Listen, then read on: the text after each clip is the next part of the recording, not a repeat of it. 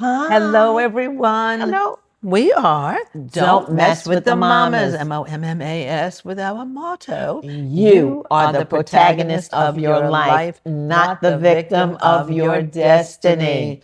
Where are And we up to? we're season 2, episode 7, and this is The entitled Universe The Universe Within. Within. And You are an Aquarius. I'm an Aquarius. Right. This is the dawning of the age of Aquarius. This is Arlaana. This is the I'm Arlaana. And I'm Carla. This is the dawning of the age of Aquarius. The age of Aquarius. Aquarius. Aquarius. Okay, take it away. Okay, so today we are going to talk about the universe within. The universe and yourself are one. We come from the stars, from the cosmos. Everything in our body is in the universe. We're formed from that. The carbon, the Nitrogen. electromagnetic, all that. Yep. So there is no separation between each other, and there's no separation between you and the cosmos. Isn't that great? Okay? And everything you do has meaning. In this connection that we have, we're dependent on each other. You know, this can't exist without this existing. So there's that connection. And whatever we're feeling, thinking, doing, it translates into the reality.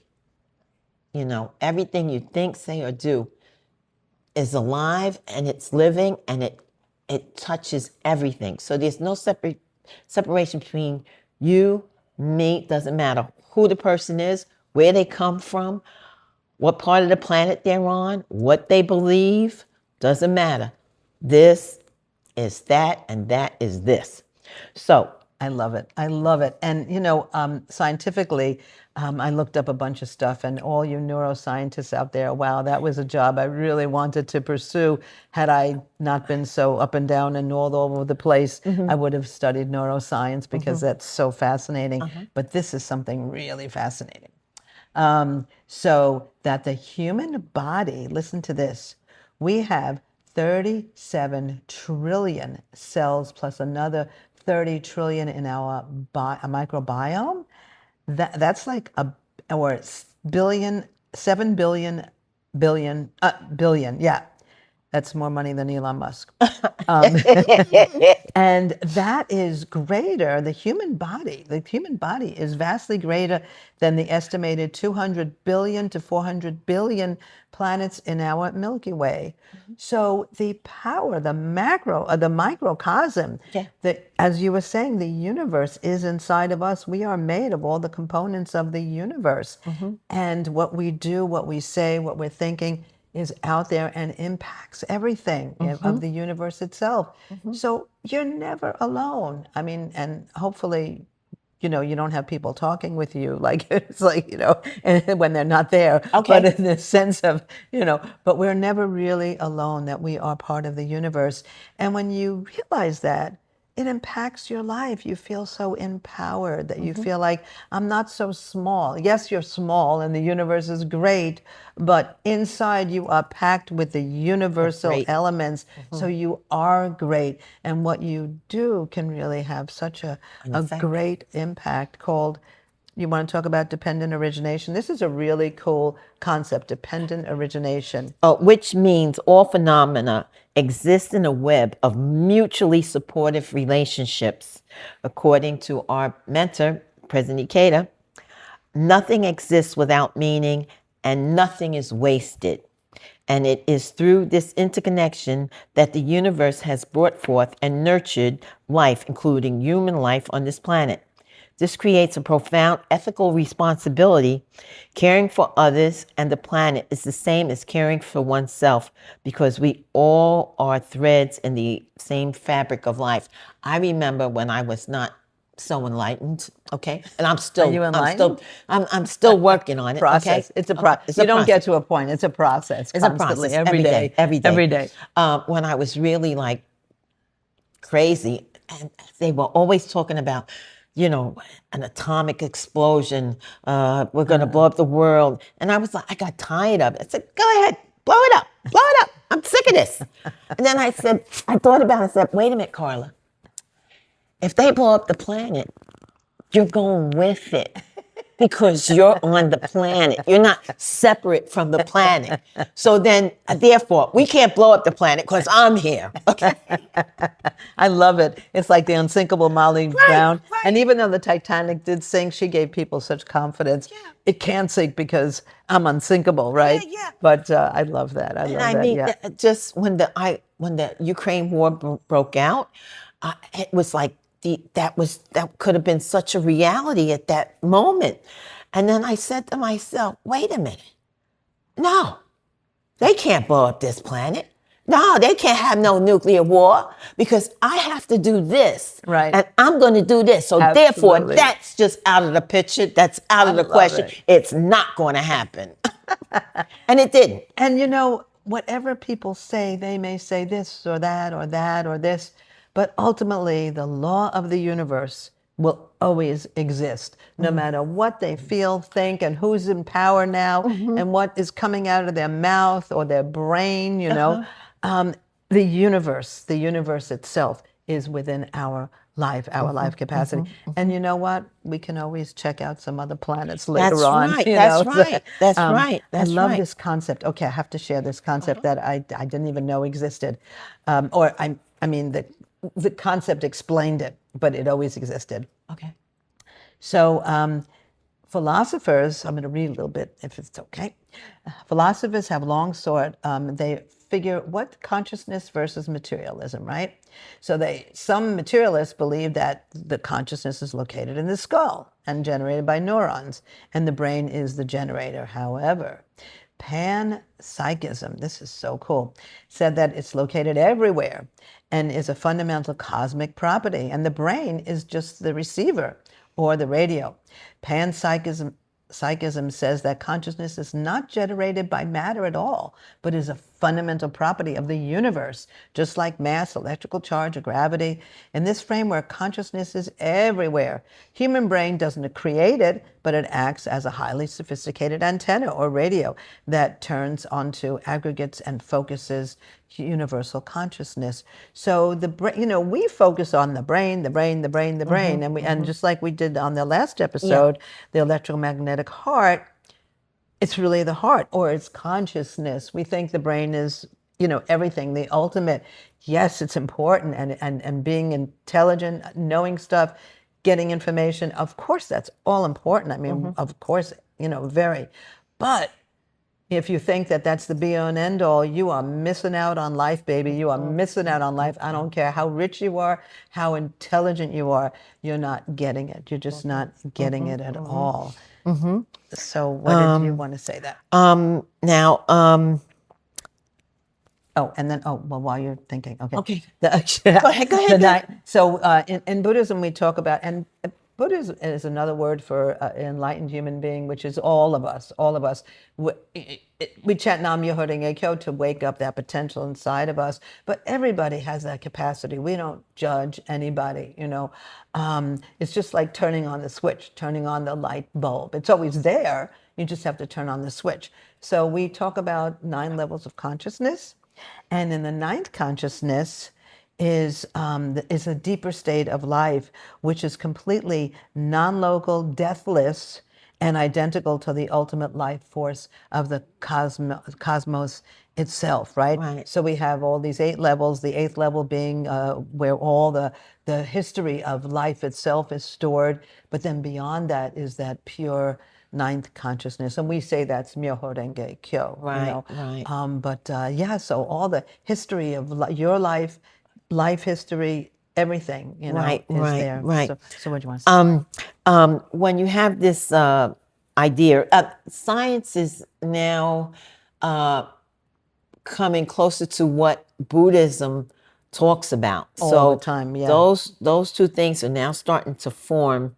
and we've been on, like, science is like, sometimes you could say that old ideas haven't changed yet in science, but we're starting to see closer and closer what Buddhism's been talking about for centuries coming to be like worldwide thought or consciousness. So there's a new worldview that's coming. There's a new world coming. Let's see, what else did I want to tell you today? So biologically, uh, we're connected, and I wanted to say, like, everybody is a fractal. Oh, okay. Okay, so of the one big thing. So you have the microcosm, the macrocosm, and fractals are little pieces of all of that. So one little piece holds the whole universe in it. About the thing about, if you can see a blade of a grain of sand, Yes. an eternity in a grain of sand. Yes. It's like that. Yes. Let's see what else I wanted to tell you today. You have to forgive me. I brought a book and papers. Your inner universe is not private. Your thoughts, moods, and behaviors are constantly being sculpted by the people around you, just as you are sculpting theirs. You are not a solo player. You are a note in a vast, continuous symphony. Beautiful. You Beautiful. cannot change your own inner world without simultaneously altering the collective field of human consciousness around you.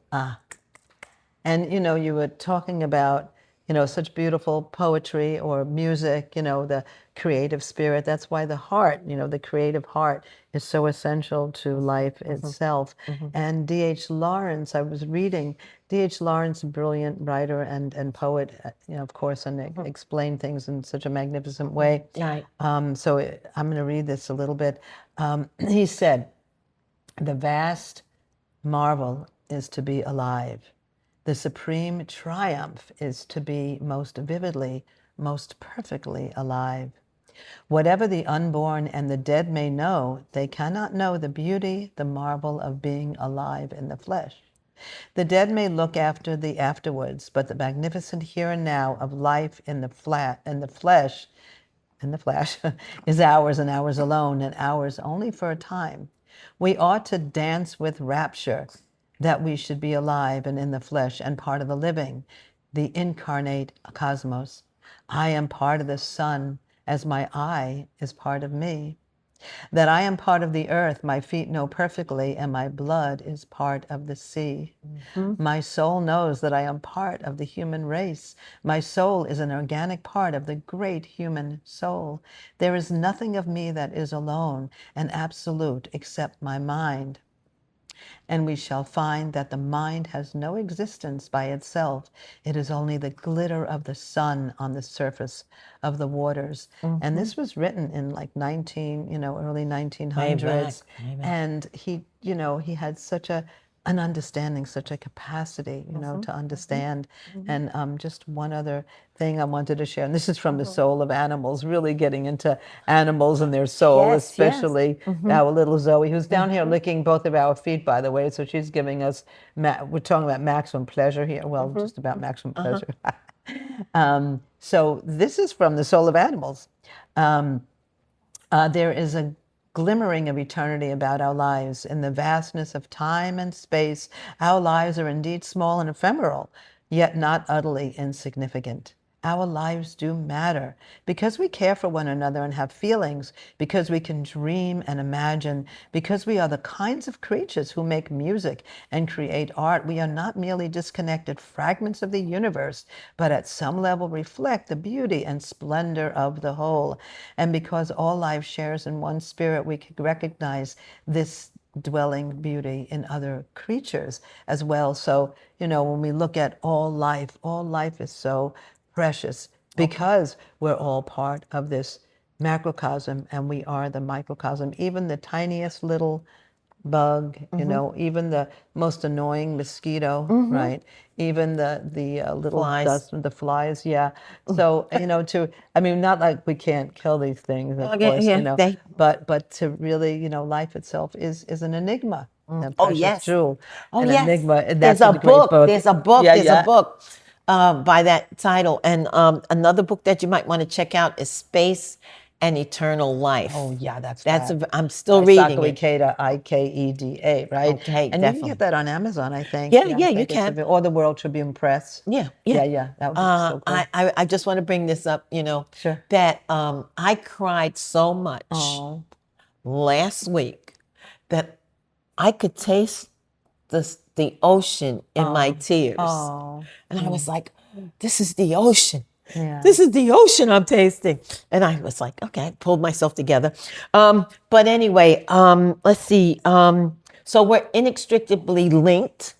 When you go shopping and you see somebody, just know that that's you too. All right? There's no separation, and that we're on this planet for a reason. We have a mission, and that's to be happy and bring peace. Right. And I know you were going to end with I was something going to about end with hope, right? Okay, yes, I definitely. I mean, when I did my research on this, it made me cry. Okay, it was so beautiful. So, and I had asked a question, and one of the answers came into this final thing. Hope is your gift to the universe because you are inextricably linked. Your hope is never just for you. When you choose to live with hope, you offer courage to those who are faltering. Show others that change is possible. Act as a mirror that reflects their own inner light back to them. In that way, hope becomes a form of love. It is the active living proof that you believe in the beauty and potential of all life. And that belief, shared and multiplied, has the power to heal the world. Oh, yay, yay, yay. Okay. And wow, that was great. That was really, it's so much fun doing these because it gives us an opportunity to do all this research and, become educated ourselves and find out, I'm really understanding life itself in a much deeper way. Yeah. So we are, Don't mess with the Mommas. Mommas, with our motto, You are the protagonist of your life, not the victim of your destiny. Tune in to us every Wednesday on all major platforms. You can listen to us, or See you ya. can see us, and you can leave comments, and you can dialogue with us. That Right. would be so fun, right? And if there's some topic that you want us to look up, research, talk about, please let us know. And if you think you have something to share, we would love to interview you. That would be so fun, right? And you can write to us on mommas, mommas.podcast @gmail.com. And next time, I think we're going to be talking about the comparison trap. Oh, the Because- comparison trap. Yeah, Okay. because everybody wants to compare themselves to others, and that just causes suffering and misery, and it doesn't change anything about you anyway. Yeah, if yeah, you yeah, compare. yeah. So I guess we'll talk about that Okay, next time. okay. We publish every Wednesday, and please have the most wonderful day. Even if it's raining, the sun is always shining behind the clouds. Right. You be the sun, okay? That's right. Even if everybody around you is raining. That's okay? right. Bye-bye. Bye.